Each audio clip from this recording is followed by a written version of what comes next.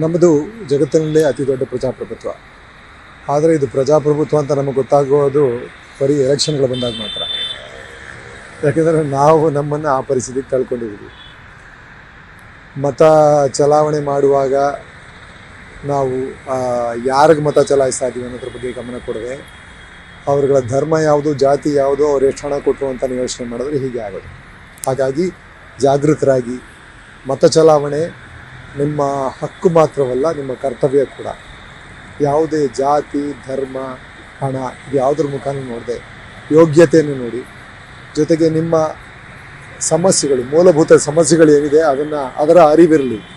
ನೀವು ಮತ ಚಲಾಯಿಸುವಾಗ ಆ ಮೂಲಭೂತ ಸಮಸ್ಯೆಗಳನ್ನ ಯಾರು ಬಗೆಹರಿಸ್ತಾರೆ, ಯಾರು ಅದರ ಬಗ್ಗೆ ಗಮನ ಕೊಟ್ಟು ನಿಷ್ಠೆಯಿಂದ ಕೆಲಸ ಮಾಡ್ತಾರೆ, ಯಾರು ನಿಜವಾದ ಪ್ರಜಾಸೇವಕರು, ಅವ್ರನ್ನ ಗೆಲ್ಲಿಸಿ. ಮತ ಚಲಾವಣೆ ಖಂಡಿತವಾಗಿ ಮಾಡಿ. ಮತ ಚಲಾವಣೆ ಮಾಡದೆ ಮನೆಯಲ್ಲಿ ಕೂತ್ಕೊಂಡ್ಬಿಟ್ರೆ ಆಮೇಲೆ ಯಾವುದೇ ಸಮಸ್ಯೆ ಇದೆ ಅಂತ ಹೇಳುವಂಥ ಧ್ವನಿ ಕೂಡ ನಿಮ್ಗಿರೋದು.